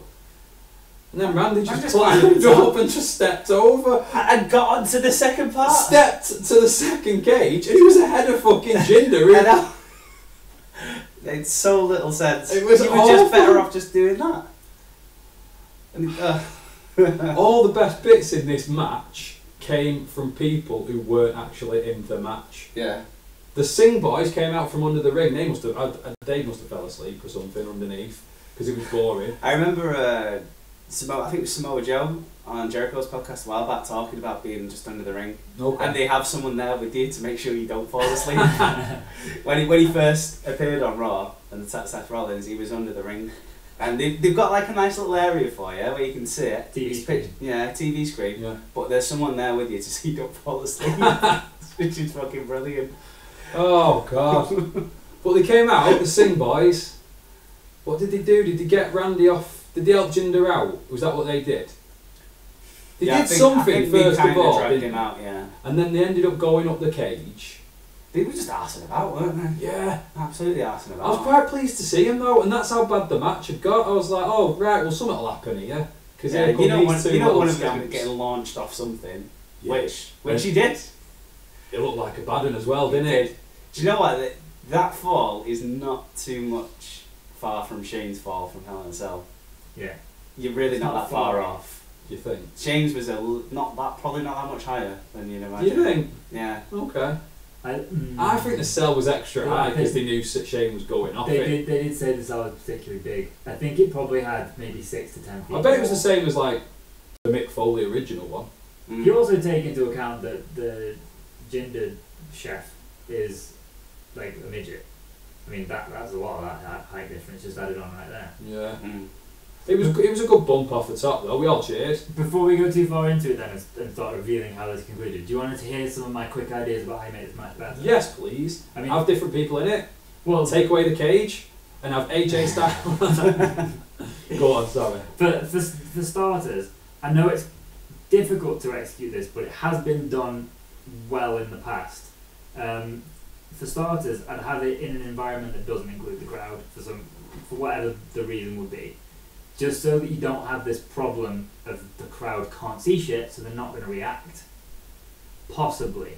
So what do you mean then? You'd have it without a crowd? Whether it's like a pre-taped or like I haven't gone into it to the point where I've booked in an entire storyline for it, but the crowd are the problem. So whether it's actually like a Wyatt's or Broken Hardy's compound kind of a thing. Perhaps. But House of Horrors. Yeah, okay. Because then you've got to watch the main event of a pay-per-view on a fucking screen. No, that's what I mean. You automatically just throw all these other things in. No. Doesn't have to be the main event of a pay-per-view. Oh, okay. I'm not kind of going into all those details. I'm just saying how to make this match a little bit more interesting and intriguing. You also then, I had breakfast this morning as well. If it's supposed to be a prison, first thing, like this is why I want the crowd not there, unless you're gonna have like completely restructuring of the arena. You take the second cage and you make it 10, 15, 20 feet bigger, so that you can't just jump from the first fucking cage to the second. And I don't know whether there'd be some obstacle like in between, so you almost have like a lumberjack match sort of. I don't want just random members of the roster. I'm just kind of brainstorming off the top of my head here. But you have like an extra thing that you have to escape as well. You also then, because it's a prison, why are there only 2 people in this prison? Right. I mean, this... Do you want guards with like machine guns? No, like, compare this to the Elimination Chamber. Why don't you have 6 people in this match? Oh God. Because then you're just making it even more of a mess, I think. Yeah, I think that's what's needed. Look how fucking boring this was. Because the cage doesn't make any noise, although it apparently was still fucking painful for both of them whenever they went into it. Yeah, there was some right welts on Randy Orton after that match. Yeah. But they knew it wasn't making noise, so they had to use kendo sticks and chairs. And I feel bad for them for having to do that. So if you have this like just brawl of there's only one person going to have the opportunity to escape here, so have 6 people, have maybe more people than that, and just have them actually fighting in the middle of the ring and have it fast. And then you have certain people who can do better big spots coming off the cage, and you have maybe one huge guy throwing a little guy through the thing. But we've got this. It's called the Elimination Chamber, isn't it? But that's the point, that if you need to have something a bit different, where you've got... It's very difficult to make the Hardy or Wyatt compound thing work, I appreciate that. But if somehow you find a way to justify it, then you have it's a homemade Elimination Chamber, which makes it even worse for me and makes it more dangerous. We had the bloody House of Horrors match. That was an absolute travesty. But that was just a house. It was some granny's house that Bray Wyatt But it's the same idea of taking it out, and the way, if you were writing it, Tim, I reckon you would be able to sort it out, this event. They wouldn't be able to. It'd be awful, and we'd be sat here again saying, why didn't they just have some sort of cage match in the middle of the ring? They're so bad at doing things that are creative. I'd wash my hands of the whole thing. Then the Elimination Chamber was probably the last good thing they came up with, and they still fucked that out plenty of times. Yeah, because it's because they started having it too much. Like the first one was really good, and then the odd one is alright, but then they were having... Then they call the pay-per-view the Elimination Chamber. And then you have 2 in it. And you have the Hell in a Cell. And then you've got nobodies in it as well. Yeah. It's got very diluted very quickly, isn't it? Yeah. I know what you're saying. I do, in a way, like the idea of the prison, and there's a lot of people in it, and it's a bit more brutal sort of thing. And then the scramble to get out becomes part of it. There was no it needs to excitement. be a prison break. That's if you're gonna call it a prison. It was just, They don't do well when they do these complicated type of games. No, they can't do it. You get too overcomplicated, and then logic just falls out of it because you're trying to make it super complicated and intricate. And it just doesn't work. It doesn't knit together. It just falls apart so easily. Too many times in this match, I think each of us at one point went, "Where's Jinder?" or "Where's Randy?" Yeah. I understand you're going to have the Singh brothers be involved in some big spots, but... really going off. But Randy and Jinder are the 2 in the match. Yeah. So it's not like a tag match where the guy on the outside is down for a bit, like Kofi was out for ages after getting powerballed on the floor. Or like a ladder match or an Elimination Chamber or whatever it is, where it's their turn now to do some stuff. Yeah. So some people they're the 2 people. They're the only 2 people. And so you had some ideas, but I don't feel like we know enough about the Punjabi prison. If only we had like the innovator of the Punjabi prison who could maybe come out and kind of sort this out. I don't know. Is that doable? His music hit. I didn't recognise his music. Well, he came out to Jinder's music. It wasn't Carly's music. No, he came out to Jinder's music. Wow. A lot of people really, really liked this, and the devastating thing about it is that this saved the match. Like it saved the match from being 1 out from being a half out of 10, and it made it a 1 out of 10. Yeah. Did the people who liked it? Did they actually like it in a this is really good? This is or were they like cracking up so much that this is what we'd actually resorted to? I think a lot of people were excited to see the Freak back. Were they though? I don't know why, but yeah. I think there is this little weird pocket of fans who think he's amazing. It must be a really small. It's really intriguing, fair enough, because he's a huge person. But he can't walk. And he didn't look healthy. No, he doesn't. He didn't look healthy back in the day. No, but and he looks bad. He was a part of wrestling, and he was part of the reason why I stopped watching, because I was like, this is awful. They've got this. It's become the Freak show. He debuted against the Undertaker, didn't he? Yeah, and it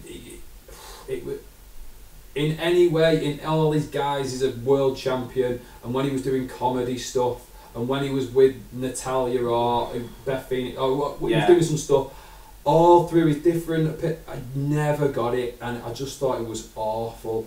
And so to have him come back, we were just like, and be portrayed as a threat again. Yeah. Wow. Because he was a threat, and that didn't work, so they went shit. Which is what they do quite often. They go, shit, let's go down the comedy route. Yes. So they went down the comedy route, and I think that was probably remembered more fondly than his other things. Yes, no, because I mean, he was a giant but strong, so that immediately makes him like, holy shit, for anybody who wants to let themselves buy into it. But like, just to throw a little bit of positivity on it, I think the thing that he did at the moment that he contributed to was actually kind of interesting, and this is why we all said if this happened 15 minutes ago, then this is interesting, because we've now got the number of factions that just get thrown together, and because they're just thrown together they don't work. Whereas this one, he wasn't on SmackDown, by the way. I was going to say, is he actually sticking around? Jinder was by himself. Oh. So I feel like this might have actually been a one-shot deal. How can we say this? I hope it's not, but I just want to say... Why wouldn't he come out and be with Jinder, and Jinder gives it the big I am, because he's got the big giant I've got these little guys. Yeah. I've got these little guys. Look at us, Team India. As racist again as it is, really, they're putting them all together, but... It feels like a gang rather than just a faction. Yeah. Because you've got... because Carly's like... he's a bit of a... maverick in this respect. Like he comes out, kind of is like just he's rule breaking, but he never has to speak, and he's the ultimate bodyguard because he's more than 7 feet tall and he's huge, and he only has to like judo chop someone in the head for them to be dead forever. Yeah. But this time he didn't just judo chop someone; he got Randy by the throat. Although it looked good through the cage, like. Yeah. And Randy sold the fuck out of it. Yeah, he did. He looked like he was going at what, like, he was completely out, wasn't he? Jinder was far too fucking slow getting over the cage. He was. Yeah. And then when he got over, and they celebrated like they were, like he kept taking the belt off him. He did, didn't he? It was just so weird. And Jinder was just like, alright mate, calm down. Which makes you think maybe this was a one shot. And Carly was just like, I'm good in the bed. Yeah, one more time I will. One more time. It just looked really weird and awkward, and like I imagine they gave him a bollocking afterwards. I imagine they did, and that might be the reason he's not on SmackDown. What are you doing? You've helped him win. You're supposed to be helping him. You don't take He was literally snatched it. Yeah. Like if that was my son, I'd be shouting saying, "Don't snatch." Yeah. You hold it up together, don't you? Like if Carly raised his hand, yeah, like we did it. Like I helped him, but look at this, he's the champ. Not Thank you. My bad. Mine. He was so bad. I want to ask you something as well, like, because your gimmick is Mr. Spoiler. When we were talking about the John Cena thing earlier, and I said, right, we're not going to make any reference to who wins this match. The last thing you said before Adam interrupted you to make sure that thing was just brushed aside for a second was, oh, he's not getting another rematch, is he? No, because you said Randy or Jinder. You said yeah, Randy or Jinder. but you said, oh, he's not getting another rematch, is he? Which means Randy lost. What? Oh, so that was... At this point, everyone's seen what's happened. Everyone. Yeah, like... At this point, everyone's fair lost. enough, but like in the process of talking, but why would you think that means Randy's getting a rematch if we're talking about John Cena and Nakamura versus the winner of this match? Do you think... Obviously not. What do you think Randy's going to do now? Do you think he's going to get involved? I don't know. What happens to him? Yeah, Is Randy on SmackDown? I didn't see. No, he Doesn't wasn't. it? Alright, okay. Yeah, it's my new gimmick, by the way. Spoiler Club. But yeah, we don't actually... I'm going to get the Bullet Club t-shirt, but it's Spoiler Club, and then just my face going. Sorry.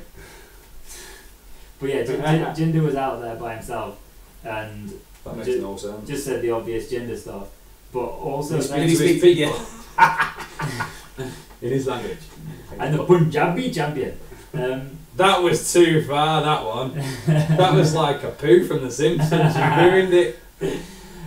Yeah, But he does put the Indian accent on for just that word. Yeah. Nothing else. He's American with just a little bit of a lean towards Indian until Punjabi. Yeah, and then there's certain words he really just goes for in Indian. So that was the end of Battleground, though. It ended with the great Khali raising Jinder Mahal's hand with the world title. Mm-hmm. Fucking hell. It's 2017. It's we knew that was going to be the result. Mm-hmm. Yeah. Yeah. So that was it. That was Battleground, though. What you giving it out of 10? Because as I said, that other podcast said they enjoyed it more than Great Balls of Fire, which you gave a fucking 11. It was 9. I give 9 too. Fucking hell. I don't know what I want. Do not know. So what are you giving it? What are you giving Battleground? What did you give Money in the Bank? Because we shit all over that. That was low. I don't think I gave that more than a 3. Yeah, I think I gave it a 4. I probably gave it 4 or 5 just because I think there were a number of really good spots in the men's match, and but the controversy makes it a talking point, and I can't even remember what other match is. I'm giving this a 3, and those 3 points are all for the opening match. But I don't think that deserves 3 points. Yeah, how does it good. balance that much? It was just really good. But it wasn't Match of the Year. But It wasn't awesome. It's probably the best tag team match I've seen all year. Not counting the So Gargano jumper. So there are 8 matches. Alright, second best. Okay. There are 8 matches, And you're giving 3 points to that one match. which means I'm just trying to find holes in your logic, really. I mean that actually means that you'd only value the other 7 matches as a potential. At the most they can get is 1 each. Yeah, I'm going with 3. I'm happy with my Okay, decision. yeah, no, sure, it's all on you. What are you saying, Tim? 1. I really like that the New Day went over. My stomach again. The stomach is nuts. What's wrong with you? I don't know. I really like that the New Day went over in a good match. It wasn't like a 5-star match. It was a good match. I believed and still believe in the potential of Punjabi Prison, and they wrecked it. Flag match was dog shit. Finish of Kevin Owens and Styles was dog shit. Women's match dog shit. Nakamura and Corbin was an alright match. Sounds like you're going to give this dog shit out of 10. Just 1. I don't care about the pre-show. No, I'll give it a 2. Just cause. Just cause. It was a 2. Yeah. It wasn't good. No. There's one thing I've just realised we've not talked about. There is. And this was shit as well. Yeah. Despite what people on other podcasts said, this was shit. Yeah. Go on. The truth is not H. It's not. It's not anything, is it? No. Am I wrong in thinking they were actually going to have a match? Because I was expecting a match. I assumed match. They said on SmackDown, all the graphics said to be concluded, not continued, to be concluded. and Battleground was going to be the reveal of whoever was doing whatever it was that happened so long ago that nobody remembers, and here it was. Do you think something's got messed up then with this? Do you think somebody's got injured, or somebody wasn't there who should have been, or they've just had another rethink and it's going to be somebody else? Yeah. I think quite possibly no thinking was done in the first place. and they thought, we'll just play it by ear. Maybe, I don't think they've thought enough into it to say we'll have a different... This is the Breezango thing, by the way. Yeah, that we'll do this like over and over again, where we'll have different people fucking with them, or different things for them to do. I think they're not over enough in ring, and they're not, as much as people are finding some of the stuff funny, it's fading already. Yeah. So I don't know whether they're thinking, we're only going to do this once, so we're now going to continue it because it's fallen on its face. What I thought they were going to do when it started and it was good and we were all loving it, and what they seemed like it was going to happen was they were going to have like different cases, and it was going to be like almost like a little mini show in SmackDown where, right, it's Fashion Pals, what are they up to this week? And there'll be a little thing, it'll be funny, they'll interact with different wrestlers, there'll be different things going on. Yeah. But then what's happened is they've done it's the same story, it's been the same story since day one. Ish.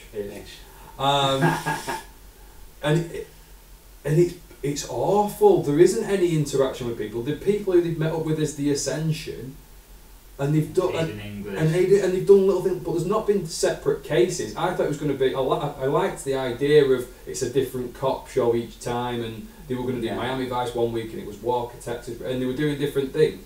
So I thought each one was going to be a different case, funny, a few jokes, maybe result in a match with whoever they were fighting, whoever it was that week, and they can build on it and do. But this has it's died on its arse so badly for me now. I think they made the mistake of giving it its own section and getting other people to be in it. Because as soon as you're looking for other people to be in a bottom of the card segment, you've got no one. So you end up with Ryder and Mojo and Aid and English and all that and the Ascension. But what they just quickly what they should have done is have this be a small addition to all the other things that are going on as well. So rather than people being in their stuff, they're in other people's stuff. That'd work. Then they can help move stuff along. Yeah, and they can have their own stuff, but like they kind of, whether they're looking for clues that will solve, maybe the Miz Taraj hires them, and like just as a side thing, and they'll occasionally pop back in. But then as a result of that, on a different show though. They won't be that. Oh well, okay, just an example. Like so someone could just hire them. Yeah. It might and you have little stories, but that's the thing. Like they've kept it. Ascension, Zack Ryder, Mojo, Aiden English. Why can't they hang out with Kevin Owens? How funny would that be? That'd be hilarious. Maybe their case could be finding out what the fuck was meant to happen in that match. Something like that. Between AJ and Kevin Owens. If it were things like that, rather because it would be a little bit silly and it would be a step down if like Kevin Owens were to hire them. It would be weird. So they go to Kevin Owens. They just insert themselves. Yeah, they insert themselves and say, "We're going to help you solve this case." He wants no part of it. Exactly. But they keep trying to help him, and then he starts to kind of do some stuff with it. It'd be so funny. He has to buy into it. And Owens could still do the comedy, but retain the seriousness. AJ Styles isn't funny, I don't think. He's a straight man kind of thing. But he could do some funny stuff because he just doesn't get what's going on with him. Jericho at the moment. Jericho would be brilliant. Someone steals his list. Yeah. You could do anything with it. Yeah. And they've just wasted it. Something this was the shining light. It really was, wasn't it? And there you go. Yeah. There you go. Oh, fuck that. So was there anything on SmackDown with Breezango? I didn't see. Because that was the thing that I watched on SmackDown. That was the first thing. What Breezango doing? To be fair, but I watched the rest. I've only seen the highlights, and it was last night, so there might be more to come out. And if you watch the whole show, I'm sure there's more. I will watch the whole show. But if it's not on the YouTube highlights, then it's.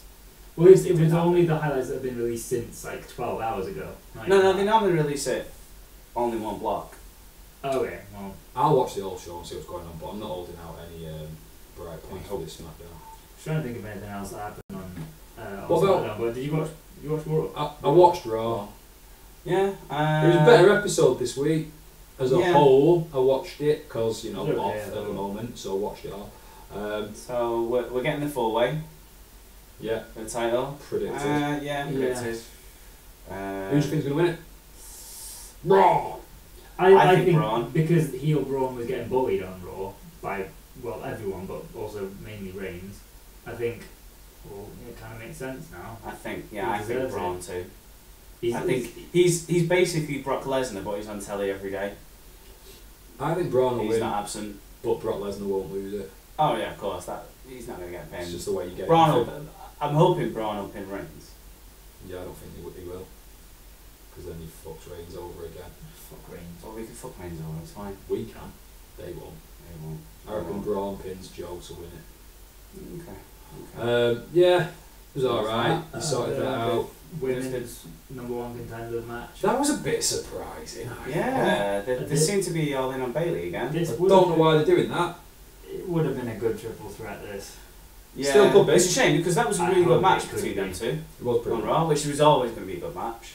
And you see that match and you go, yeah, Bailey's pretty decent when she's, but it's because she's with Sasha, and she can't seem to recreate that chemistry with anyone else. Unfortunately for me, I'll have that level of chemistry. She never seemed to have that level of chemistry with Charlotte, and she's not really had it with Alexa Bliss so far either.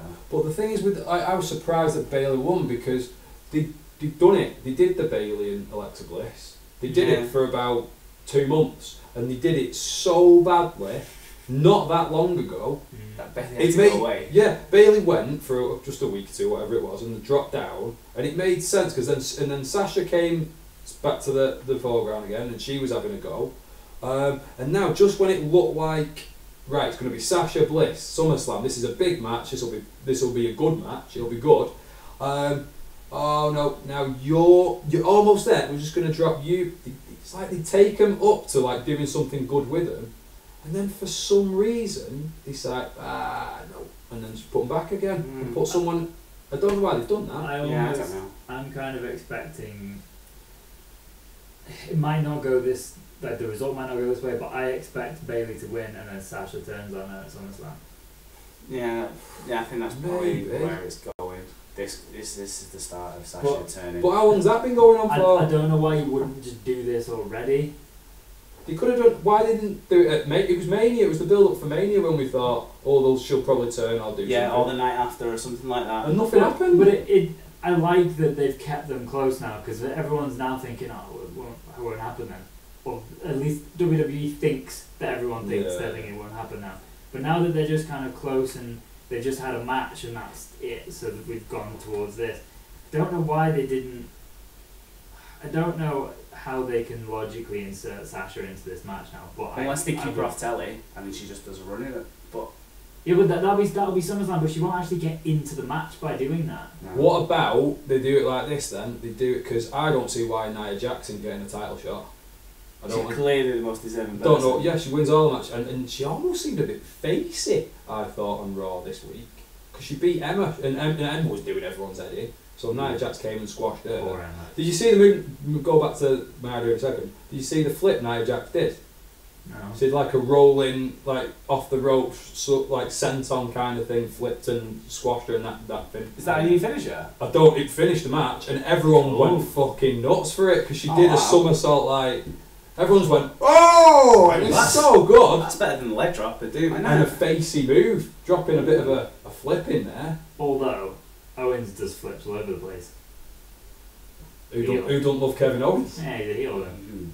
Tell everybody that then, because everyone loves him, don't they? Yeah. But my idea is, so Jax comes out to help Bliss in the SummerSlam match against Bayley. Heelish pals, blah. Sasha Banks comes out to even the odds. And then she's like, no, smashes, like, does save her, but then smashes Bailey anyway with something, and Bliss just crawls over, gets the pin, and that's, so you turn them, Nia Jax is around, Bliss keeps the belt. I think that's how you do it. Could you turn Jax and Sasha at the same time? Flip flop. That'd be interesting. You could have some. You could have them actually. Nia comes out with Bliss. Sasha comes out with Bailey, and at the same time, they both look to do something shifty against the people they've come out with. Oh, well, that'd be quite I interesting. don't think Jax would do that. I don't know whether it'd be too distracting. Yeah. Jax doesn't actually have to, does she? She doesn't have to be sneaky. She can just kick some ass. Yeah, I think she could do. She come out and you go, oh shit, it's a black stone. She just goes. I think what you do is you do that on the night, and then you can build Sasha versus Bailey going forward, and then the next night after SummerSlam, Jax comes out a bit facey and says, right, I helped you a little bit, blah blah blah, let's get it on now, and you do it like that. That's what I do. That's mine and gay. Well, I suppose that'll be on the SummerSlam prediction show when we get there. Yeah. When we get there. When are we going to do that? Before, we are going to do that, aren't we? The week before SummerSlam. Hopefully we'll get some little things in between. Yeah, hopefully some good stuff. If there's some good stuff that's happening, we can start. What do we think of the Rollins and Ambrose stuff? I don't like it. What do you think about it? I don't know, my stomach's disagreeing. He's pregnant. You're liking it, aren't you? I'm liking it if it goes somewhere. They went too far with this. I'm liking it if it goes, like I've said many times, if it goes to an Ambrose heel turn, I'm liking it. I don't like it, mate. But pals, aren't they? They are. Hug. Well, you put your hand out. What? Well, no chance. High fives, hugs. It was. They did the awkward hug. Yeah, and then realised that they did it. Yeah. They pushed away. Okay, moment. Leave it. Fuck leave off. it at that. But yeah, then they did it again, and then fist bumped and. The way that Dean's just kind of pacing around the ring, going, "Yes, I won. Yes, I won." No, just. It was. And then he kind of pretended to ignore it, and he didn't see it. And he was like, good match. I'm not gonna look at it. Bye. Then Rollins just like left his hand there. Please be my friend. Oh, it was so bad. Nothing cool about arguably who the two coolest people are in the whole company.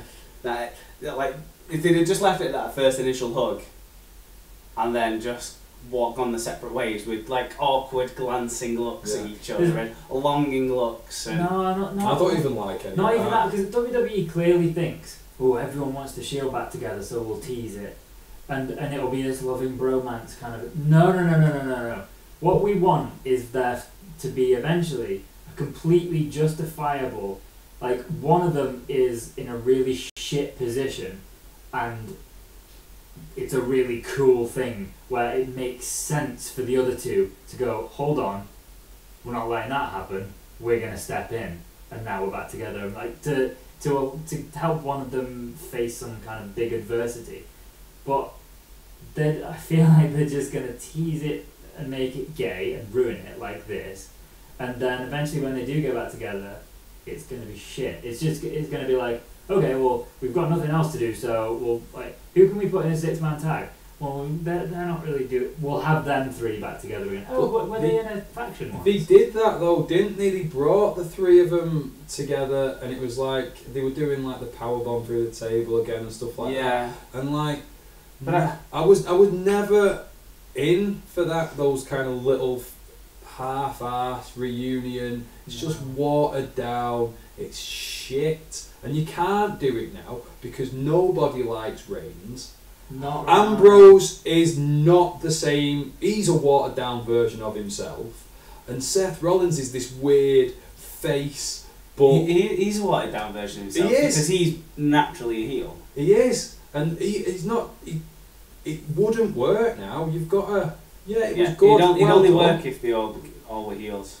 Well, a face shield reunion would just tank. I'd book it straight away. Really simple. Eventually, you get Roman Reigns to go rogue, to where when he's actually trying to kill people, people acknowledge that he's trying to kill people, and he's a bad guy. And he's attempted murder multiple times. Well, yeah, it's like he turns into this like almost like a. Not exactly like a carbon copy Stone Cold, but he just like an angry. If someone's gonna boo him, then just fuck you kind of thing. I'm gonna go and carry on doing what I'm doing. At some point, completely separately, different storyline. Rollins can go back to being Rollins again, and he can be that dastardly heel. But like he's like the smart guy, being the architect, you know. Because then you've got two really interesting heels, astronomical kind of heat from everywhere, two completely different types. Ambrose's face, but not really liking it. Someone makes him snap, like he loses like a shifty weight and he goes nuts. And then at some point you'll get whether it's like a battle royal or something, where you've got the three of them in there accidentally, and then you'll get the Ambrose turn as the three of them end up in the ring together. They all kind of back each other up, and they don't stand there with the fists out and forever. They literally just do like all three of them just like a bit of a side to side fist bump and all go and just get on with it and just go from there all heel. But then if they did that, people would instantly cheer and they wouldn't be heels anymore. That's the problem. But they can still run with that. It's the same. They can still do heel things. Like no one would give a shit. People just be like, "Oh, the Shield's back! Yay, we really liked them 5 years ago." They can still. There is every chance they're gonna ruin it, and it's the same way. Like you're right. Maybe just leave it alone. You'd have to kill Chris Jericho or somebody who people actually cared about for them to be heels, and that's the problem because none of the faces. You don't care about any of the faces. Who are they gonna? Who are you gonna smash? That's the point. Like when Austin was being a badass heel, people were loving it. But he twatted Lita and the Hardy Boys, and everyone went, "Fuck, he's really gone here." Well, yeah. So everyone hated him for a while. They hated him and Triple H, the two-man power trip. They were kind of they weren't completely over as their characters at that point. I don't think. I think people hated him because he was doing dastardly things. But they became so golden. Well, yeah. By the end, people loved him. Yeah. I think it's definitely doable. I really do. The way you've got Owens as a heel that everybody loves. He's kind of almost a bit of a comedy heel, but he has his like stiffer moments. I think if you've got the three well defined, and you just have to make it relevant. That's all it is. You have to make it justifiable that they come back together. Who's Kevin Owens recently? Who are the two people that we like the best? Who most people like the best? Who's Kevin Owens going against? So you still think he's a heel? AJ Styles and Chris Jericho. They're the two best faces in the company. Yeah, you have to put him against proper face. Because if he went up against Reigns, well, we all want Kevin Owens to win because we all hate Reigns. Right. Well, the point is then that if you have a face like Reigns, who's just like man, just winding us all up because he's annoying, he's smiling and stupid shit like that. But you've got Kevin Owens who is a face because everybody likes him, but he's just being a badass. The Shield could do that. Like, don't be defined face or heel. Just do the heelish thing. Be above that, almost. Be above it and be a face. Like the way that Lesnar's kind of over at the moment. Yeah. He's kind of in between. He and Joe were 50-50, I think you would have to have them do heel things. Yeah, because it's the only way just they're cool. Yeah, exactly. It's the only way they're cool. Yeah.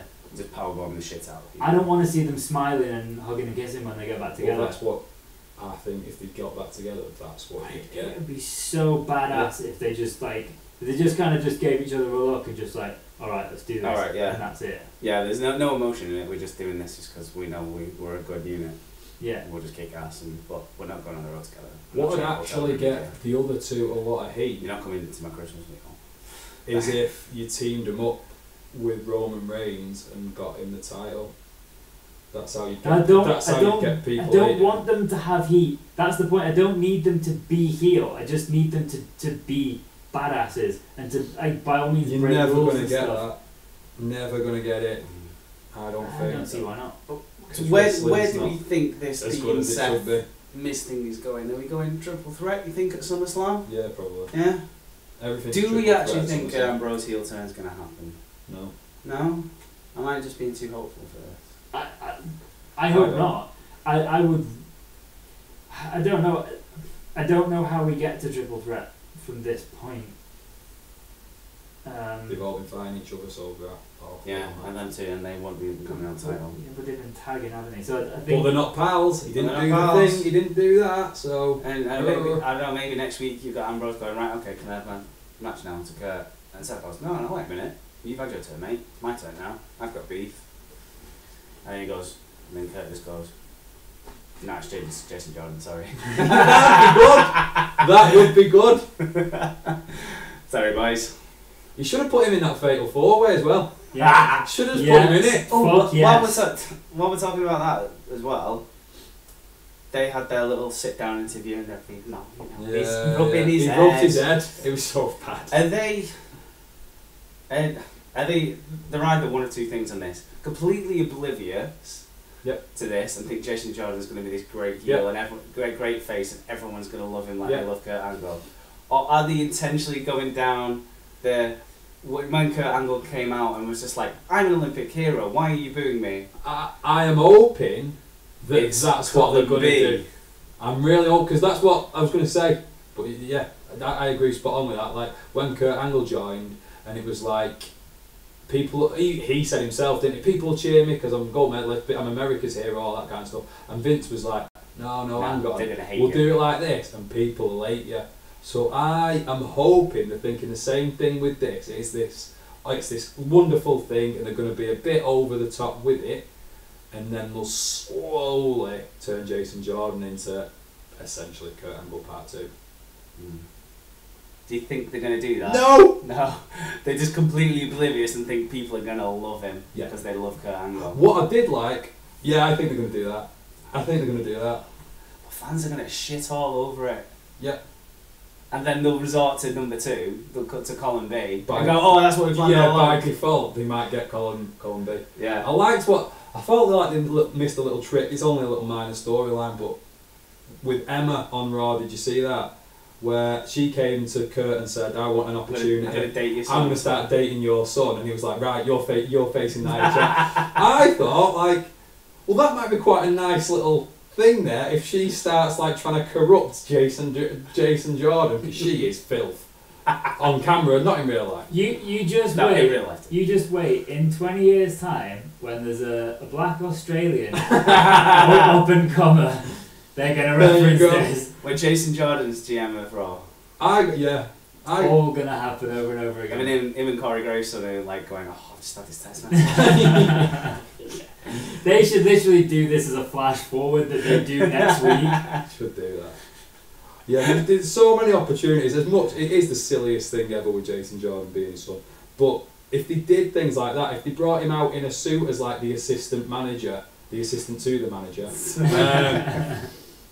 on Raw, they could do something. They might do it if we get Colin B. I'm fingers crossed for Colin B now. I might get a T-shirt that says Colin B on it. That's a T-shirt. I'm a fucking merch machine, aren't I? And the definition of Colin B for us is what we hope they do, but we know they're never gonna do. Yeah.